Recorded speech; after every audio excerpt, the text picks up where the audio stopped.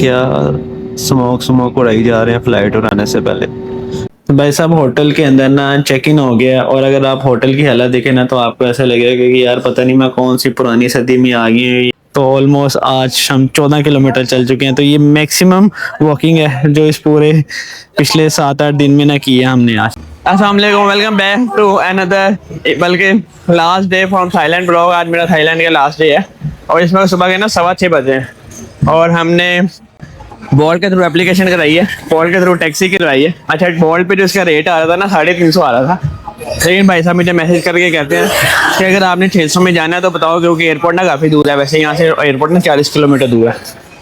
मैंने 600 नहीं माना, खैर मैंने 500 कह रही है क्योंकि अभी 6:15 हो गए, 9:45 बजे हमारी फ़्लाइट है और हम मिस नहीं कर सकते। और अभी यहाँ पे ना हालात देखें, ये जो 1-2 नाइट क्लब हैं रात को, एक ये वाला बॉम्बे चिकन और एक ये अल यमन, और इस तरह के 1-2 नाइट क्लब हैं। अभी तक म्यूज़िक चल रहा है, सारी रात म्यूज़िक चलता रहा है और हम ना सारी रात इसके म्यूज़िक से डिस्टर्ब हो सके हैं। रात को बड़ी मुश्किल से मेरा ख्याल है घंटा डेढ़ ही मैं सो सका। एक तो वैसे ही पैकिंग करते देर हो गई थी।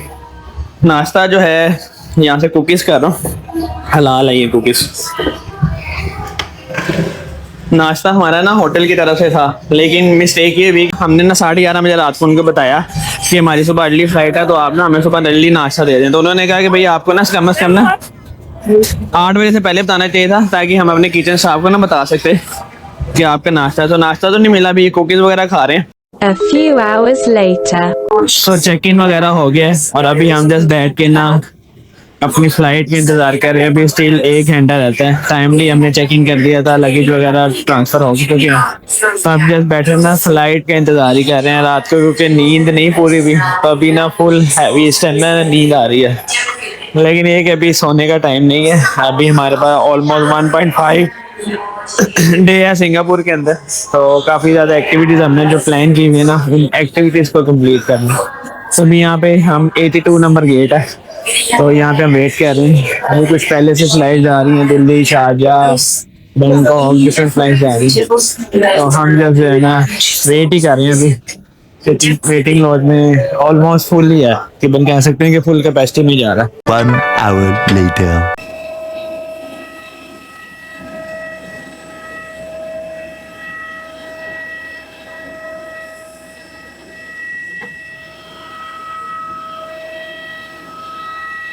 मुझे पता नहीं क्या स्मोक उड़ाई जा रहे हैं फ्लाइट उड़ाने से पहले पूरे जहाज में। ये मेरा ख्याल है शायद एयर कंडीशनिंग की हवा आ रही है इतनी ज़्यादा कूल। ये क्या सीन है, टेक ऑफ से पहले ना फुल जहाज के अंदर ही फॉग पड़ी हुई है, स्मोक, ठंडक। और इस टाइम फुल मुझे लग रहा है कि मैं फ्लाइट उड़ रही है ना तो मैं साथ ही फ्रीज हो जाऊंगा इसके अंदर। बहुत ठंडी हवा है भाई, अभी मुसलसल चलती जा रही है, बंद होने का नाम ही नहीं ले रही। A few hours later. So Singapore airport पे फाइनली हम लैंड कर चुके हैं और इमिग्रेशन करा के हमने लगेज भी अपना क्लेम कर लिया है। लेकिन इमिग्रेशन के ऊपर ना एक्सपेक्टेड से ज़्यादा टाइम लगा, ऑल्दो कि उन्होंने कोई क्वेश्चन आंसर नहीं की, लेकिन वो हमारे पासपोर्ट ले गए। तो मेरा ख्याल है 10-15 मिनट जाके उन्होंने अंदर को पता नहीं क्या चेकअप करते रहे। उसके बाद भी हमारा मैनुअल चेक इन किया, जबकि बाकी मोस्टली लोगों को ना ऑटोमेटिकली चेक इन के थ्रू जा रहा था और हमारे साथ 2 इंडियंस भी थे जिनका मैनुअल चेक आउट हुआ। सो उसकी क्या रीज़न है ये नहीं पता। तो खैर अभी जो है यहाँ पे हम ढूंढ रहे हैं करेंसी एक्सचेंज को। ये करेंसी एक्सचेंज मिल गई है, यहाँ से हम $50 एक्सचेंज कराते हैं ताकि हम अपने एयरपोर्ट तक, अपने होटल तक पहुँच सकें।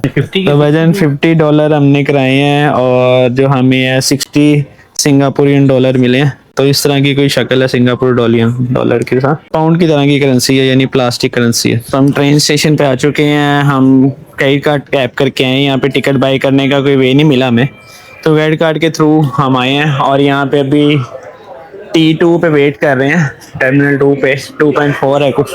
अभी हम यहाँ चेंगी एयरपोर्ट पे हैं और हमने यहाँ एक्सपो से ना ट्रेन चेंज करनी है। यहाँ पे ब्लू आ रहा है, इसका मतलब है कि यहाँ से ना ब्लू जा सकती है, ब्लू लाइन। बाकी किसी स्टेशन से ब्लू नहीं जा सकती, यहाँ से ऑरेंज है, ब्लू है, रेड है। तो यहाँ से हमने चेंज करना है एक्सपो से। सो फाइनली हम जलन बेसर के एरिया में आ चुके हैं और सबसे पहले जो हमें नज़र आई है ना वो 7-11 की शॉप नज़र आई, जो थाईलैंड में हमें चप्पे चप्पे पे नज़र आती थी। और इधर भी हमारा ये पराग होटल है। किधर है पराग होटल? पराग रोड ही है, आ गया पराग होटल। तो पराग होटल की बिल्कुल साइड पे हमें 7-Eleven नजर आ गई है। और अभी हम जलन बेसर के एरिया में हैं और यहाँ पे हमने पराग होटल जो है ना वो बुक किया हुआ है। और अब हम जो आए हैं ना वो MRT के थ्रू आए हैं, और MRT के थ्रू हमने अपने कार्ड के थ्रू पेमेंट की थी ऑनलाइन, मतलब कार्ड टैप किया था वहाँ पे, और उस पर हमें टोटल चार्ज हुए हैं सिर्फ 60 rupees.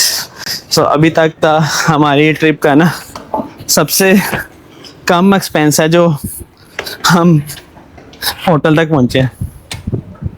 A few moments later. तो भाई साहब होटल के अंदर ना चेक इन हो गया, और अगर आप होटल की हालत देखें ना तो आपको ऐसा लगेगा कि यार पता नहीं मैं कौन सी पुरानी सदी में आ गई हूँ। यहाँ भी यूरोपियन के अंदर ना भी बहुत ही सदियों पुराना भी होटल है, तो इसकी हालत भी ना इस टाइम ऐसे ही है। हालत से ना बड़ा पुराना सा होटल है, लेकिन भाई इसको इजी नहीं लेना। ये पुराना सा होटल भी जो है ना हमें ऑलमोस्ट 23-24 हज़ार में पड़ा है एक नाइट के लिए। 210 नंबर कमरा है, 210 नंबर कमरा है, और कमरे में एंटर होते साथ ही ना वुड का फर्श है, और अंदर एंटर होते साथ ही ऐसी फील आती है शायद हम किसी ना गुफा में आ गए, यानी किसी केव के अंदर आ गए। तो ये एक शीशा लगा हुआ है, 2 सिंगल बेड हैं, और वेंटिलेशन है, और AC लगा हुआ है, LCD भी लगी हुई है, लेकिन LCD पे उम्मीद है कोई नहीं आता होगा। तो यहाँ पे ये कपबोर्ड है, हाँ ऐसे करके खुलती है ना, पीछे से ऐसे करके खुलती है, और ये लॉकर है, लॉकर में हम रख लेते हैं सामान शुमान। और ये रूम भी जो है ना वो ये टूट ही ना जाए भाई, पल्ले ना पचे। और सबसे फनी बात जो है ना आते वो ये हुई है कि मैं आपको ना इसकी कीज दिखाता हूँ। कीज किधर गई, आसिम साहब ने इधर रखी थी। ये जो की है ना प्राग होटल की, जब हम चेक इन कर रहे थे ना होटल में तो अंकल से थे, उन्होंने कहा कि भाई की आपने जो है ना रिसेप्शन पे दे के जानी है। मैंने कहा यार रिसेप्शन पे क्यों दे के जानी है, क्योंकि जाहिर सी बात है हमारा अंदर सामान पड़ा है, तो हम नहीं चाह रहे थे कि हम दे के जाएं। तो कहते ठीक है अगर आप नहीं दे के जाओगे, लेकिन अगर आपने ये की घुमा दी ना तो आपको 100 सिंगापुर डॉलर पे करना पड़ेगा। मैंने कहा क्या खास बात है इस की के अंदर। तो अंकल कहते हैं कि भाई इसके अंदर ऊपर ना ये देखो पराग होटल लिखा हुआ है, और ये होटल का ना एड्रेस लिखा हुआ है, तो इस वजह से ये की बहुत महंगी है यार। 200-400 में पाकिस्तान में इस तरह की की बन जाती है। A few moments later. तो अभी हम होटल से निकले हैं और खाने की तलाश में हैं। 1-2 रेस्टोरेंट हमने देखे हैं, हलाल काफ़ी ज़्यादा ऑप्शन है यहाँ पे, लेकिन मसला ये है कि सबके पास ना राइस है, और वो कह रहे हैं कि 5-5:30 के बाद ना डिनर का टाइम होगा तो रोटी शोटी का सीन होगा। अभी राइस और कुछ मिक्स था, सिंगापुरियन पाकिस्तानी इंडियन मिक्स था, कोई डिशेज हैं करी शरिया टिक्के वगैरह। तो अभी हम लिटिल इंडिया की तरफ जा रहे हैं, उस एरिया में देखते हैं कि हमें कुछ रोटी शोटी खाने को मिल जाए। तो यहाँ भी यार रोड जो है ना काफ़ी छोटी छोटी सी हैं, जैसे अभी ये देखें एक रोड है, एक साइड पे गाड़ियाँ खड़ी हैं पार्क है, और ये एक सिंगल गाड़ी के लिए रोड है, लेकिन ये कि साफ़ सुथरा है, कोई गंद वंद नहीं है। ये सारे इंडियन ही घूम रहे हैं। ये मार्केट लगी हुई है मेरा ख्याल है कि टमाटर सब्जियाँ, भिंडी, भाई भिंडी बड़ी अच्छी लग रही है यहाँ के, भिंडी मेरी फेवरेट है, काफ़ी बड़ी है साइज के अंदर। अच्छी है या नहीं ये मुझे नहीं पता।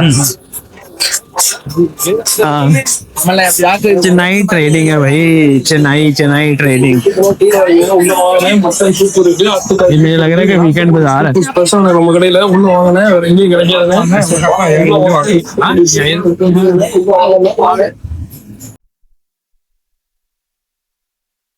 रोड साइड पे टेलर्स नहीं बैठे होते साइज वगैरह करने के लिए, तो इधर भी वो पेंटों के साइज वगैरह ही हो रहे हैं।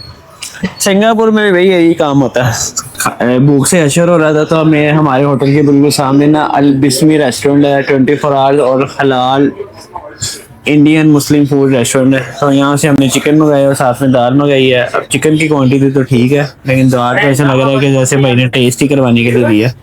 साथ में रोटियाँ गर्म है, दाल टेस्ट करते हैं पहले।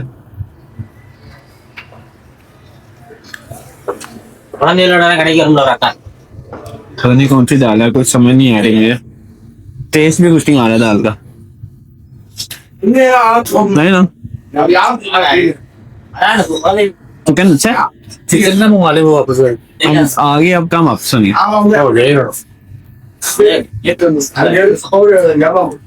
चिकन फिर भी टेस्ट है, दाल की तो समझ ही नहीं आ रही क्या है।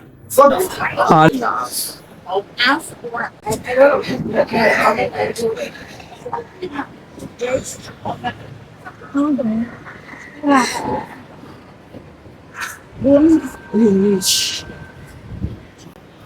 भाई यहाँ पे सिग्नल का काफ़ी ध्यान रखा जाता है। अभी ना सिग्नल, वॉकिंग सिग्नल के ग्रीन होने का वेट किया जाता है, इसलिए ना सब जो है ना वेट, बड़े आराम से वेट कर रहे हैं कि जैसे ही वो ग्रीन होगा फिर वॉक करेंगे। उससे पहले कोई भी ना अपनी जगह से हिल नहीं रहा है, किसी को जल्दी जाना है या जो भी है। भाई यहाँ पे सिग्नल पे वॉकिंग के लिए इतनी देर खड़ी करते हैं कि जितना आप पार्किंग गाड़ी पे आओ तो आप सिग्नल पे खड़ा होते हैं यार, बहुत टाइम लगा देते हैं यार। बड़े लंबे लंबे सिग्नल बंद होते हैं ज़ेब्रा क्रॉसिंग के लिए भी। तो मॉस्क की एंट्रेंस जो है ना बैक साइड से है, फ्रंट साइड से उन्होंने बंद की हुई है। तो ये मस्जिद की ना एंट्रेंस है और इर्द गिर्द ना सारा ये मुस्लिम एरिया। तो अभी चल के पहले मस्जिद को एक्सप्लोर करते हैं, नमाज शमाज पढ़ते हैं और उसके फिर इर्द गिर्द ना इस सारे एरिया को एक्सप्लोर करते हैं। सारा अरेबिक शॉप्स और अरेबिक दुकानें नज़र आ रही हैं, तलावत भी लगी हुई है अंदर शॉप में। अंदर ये सारी छोटी सी मार्केट बनी हुई है, काफ़ी बड़ी सी, छोटी सी तो नहीं लग रही, काफ़ी बिगर मार्केट लग रही है। तो ये अभी चलते हैं मस्जिद के अंदर।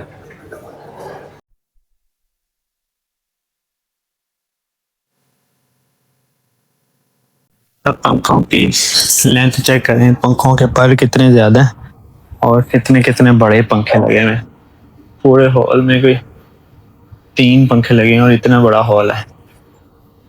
मेरे ख्याल है 5-6 पड़ वाले पंखे हैं और कितने कितने बड़े हैं उनके पड़ हैं। और ये सामने इमाम साहब के लिए जगह है। और यहाँ पे भी जो पंखे लगे हैं ना वो भी ओवर साइज पंखे लगे हुए हैं, तो छोटे पंखे नहीं लगे हुए, बहुत बड़े बड़े पंखे लगे हुए हैं। और माशाल्लाह से बहुत ही खूबसूरत मस्जिद है।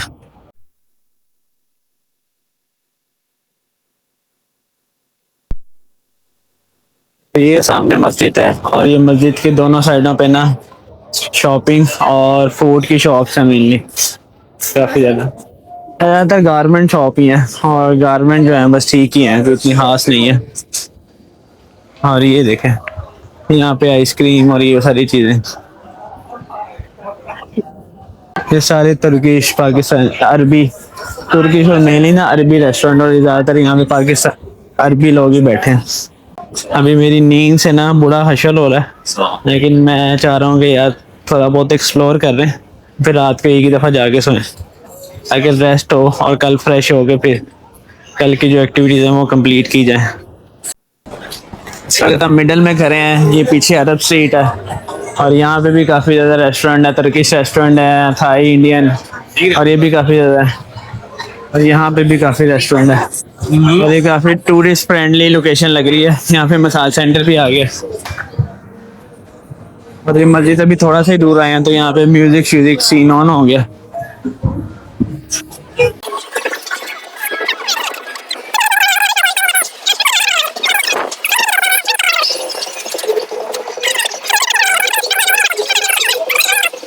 तो अभी ऑलमोस्ट ना कि 2 किलोमीटर की वॉक करके ना हम यहाँ पे मरीना बे के मर्लिन पार्क में आ चुके हैं, जहाँ से ना मरीना सैंड बे के ना बड़ा ज़बरदस्त व्यू आ रहा है। तो यहाँ से जो मरीना सैंड बे का व्यू आ रहा है ना बहुत ही ज़बरदस्त आ रहा है। कैमरे में मैं भी शायद इतना ज़्यादा जस्टिफाई नहीं कर रहा, लेकिन ये एक ब्रिज सा बना हुआ है, ये एक उन्होंने झील बनाई है और ये इर्द गिर्द जो है ना स्काई बेस है। लेकिन जो मरीना सैंड बे है ना उन्होंने बिल्कुल उसको अकेला छोड़ा हुआ है कि भाई तो अकेला यहाँ पे खड़ा होके ना अपना रंग जमा, और इसके सामने ये सारी बिल्डिंग जो है ना एक अलग ही मज़ा दे रही हैं। तो अगर आप इससे ज़्यादा बेहतर व्यू चाहते हैं तो आप मरीना सैंड बे के टॉप पे जा सकते हैं, जिसकी अराउंड ऑलमोस्ट 10,000 PKR टिकट है, जो आप सनसेट को एंजॉय कर सकते हैं। और अगर आप लेट नाइट जाते हैं तो लेट नाइट स्काईलाइन को एंजॉय कर सकते हैं। डे टाइम में भी आप जा सकते हैं, डे टाइम की टिकट थोड़ी सी ना कम होती है। और ये झील के अंदर जो है ना डिफरेंट किस्म की क्रूज़ चल रही हैं, ये कुछ हाली क्रूज़ चल रही हैं, कुछ डिनर क्रूज़ चल रही हैं और कुछ ऐसे क्रूज़ कर रही हैं। तो हर क्रूज़ का तो अभी हमारा जोश जो है ना ख़त्म हो चुका है माया बे के बाद से, तो अभी हम क्रूज़ वगैरह तो नहीं ले रहे। तो हम जस्ट यहाँ पे ना वॉक कर रहे हैं और इसको एक्सप्लोर कर रहे हैं। यहाँ पे हवा जो है ना वो बड़ी मज़े की चल रही है, रोशनी थोड़ी सी कम है जिसकी वजह से मे भी इतने अच्छे आपको ना नज़र में आए, लेकिन जो नेकेड आई से यहाँ पे जो ये सामने सीन नज़र आ रहे हैं ना, वो लाजवाब है। लाइव व्यूज़ जो है ना वो लाजवाब है, वो देखने के लायक है। और यहाँ पे आने के बाद और इतनी ठंडी ठंडी हवा खाने के बाद ना मेरी जो तबीयत है ना काफ़ी पहले से ना बेहतर हो गई है। जो पहले मैं स्लीपी सा था, डाउन सा था। तो यहाँ पे देखिए बाइक्स काफ़ी ज़्यादा हैं और ये लोग ना जॉगिंग कर रहे हैं रात के 7:30 बजे। तो मोस्टली लोग, इतना ज़्यादा रश नहीं है। तो अभी हम जा रहे हैं उस स्पॉट की तरफ जहाँ पे ना आइकॉनिक्स पिक्चर आती हैं। और पिक्चर के लिए ना एक बड़ा मज़े का स्पॉट है। एक तो लाइन विद फाउंटेन है और साथ में पीछे मरीना सैंड का व्यू है। तो अभी हम उसकी तरफ बढ़ रहे हैं। और अभी हम काफ़ी देर ना यहाँ पे पहले आगे खड़े रहे हैं, हमने अपने आप को रिफ़्रेश किया है। क्योंकि 2 किलोमीटर की वॉक ना थोड़े से ह्यूमिड, इतनी ज़्यादा गर्मी नहीं है यहाँ पे, लेकिन फिर भी जब आप वॉक कर रहे हो तो आपको पसीना वगैरह तो आ ही जाता है। यहाँ पिक्चर्स के लिए ना काफ़ी ज़्यादा रश लगा हुआ है, क्योंकि यहाँ पे ना काफ़ी मज़े की और आइकॉनिक सी पिक्चर्स आती हैं। तो हर किसी की कोशिश है कि यार मैं अच्छी से अच्छी पिक्चर्स ले लूँ। और बहुत सारी अवाम जो है ना शायद इंतज़ार में बैठी है और बहुत से लोग जो है ना अपनी टर्न पे पिक्चर्स ले रहे हैं। तो हम भी यहाँ पे मेनली पिक्चर लेने ही आए हैं। एक तो पीछे मरीना सैंड और ऊपर से ये लाइन और फाउंटेन है उसके साथ। सो अभी हम ऑलमोस्ट जो है ना 3 किलोमीटर वॉक करके यहाँ पे आ चुके हैं Garden by the Bay area में। अच्छा, इनिशियली ना हमारा प्लान नहीं था कि हम इस जगह पे आएंगे, लेकिन जब हम वहाँ से मरीना बे से ना होटल की तरफ जा रहे थे तो आसिम भाई को आइडिया आया कि यार कल हमारे पास तो टाइम नहीं है, तो क्यों ना आज ही मरीना बे गार्डन पे ना हम घूम लें। यहाँ पे ना कोई MRT या कोई ऐसा रास्ता हमें पता नहीं लग रहा था, तो हमें 3 किलोमीटर यार पैदल करके चल के आना पड़ा। तो ये बैकग्राउंड पे ना व्यू देखें कितने ज़बरदस्त, कितने कलरफुल ना ये ट्रीज आ रही हैं। इन्होंने लाइटनिंग इतनी ज़बरदस्त की हुई है ना कि कैमरे में भी इतने आले नहीं आ रहे, लेकिन मैंने जो पिक्चर्स लिए हैं ना, पिक्चर्स के अंदर तो इतने ज़बरदस्त आ रहे हैं ना, मैं कहता हूँ इसकी कोई हद ही नहीं है। चेक करें हो। लेकिन अभी हम इस ब्यूटीफुल वे को हम इस ब्यूटीफुल ट्रीज को बैठ के एंजॉय कर रहे हैं और थोड़ा सांस भी ले रहे हैं कि ऑलरेडी हम 13 किलोमीटर चल चुके हैं। तो वापसी के लिए ना मैं MRT स्टेशन ढूंढते हैं नज़दीकली, ताकि क्योंकि वापसी को 4 किलोमीटर हो जाएगी। तो ऑलमोस्ट आज हम 14 किलोमीटर चल चुके हैं। तो ये मैक्सिमम वॉकिंग है जो इस पूरे पिछले 7-8 दिन में ना की है हमने आज। इससे पहले हमने 13 किलोमीटर बैंकॉक में की थी और आज से सिंगापुर में पहले दिन ही ना हमने वो रिकॉर्ड तोड़ दिया। 13 से प्लस चल जा चुके हैं हम ऑलरेडी।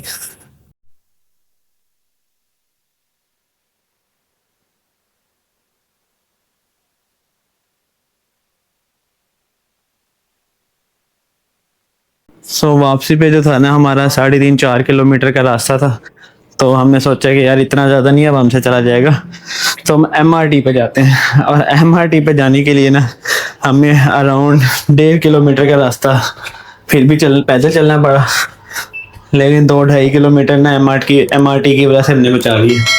तो खैर अभी हम सीधा होटल जा रहे हैं और होटल जाकर रेस्ट करेंगे, सुकून करेंगे, कल के लिए दोबारा से एनर्जी बहाल करेंगे। तो ये ब्लॉग जो है यहीं पे एंड हो रहा है। अगर आपकी वीडियो अच्छी लगे तो वीडियो को लाइक कर दीजिएगा, शेयर कर दीजिएगा, चैनल को अभी तक सब्सक्राइब नहीं किया तो सब्सक्राइब भी कर दीजिएगा। मिलते हैं नेक्स्ट सिंगापुर के एक और ब्लॉग के साथ, तब तक के लिए अल्लाह हाफिज़।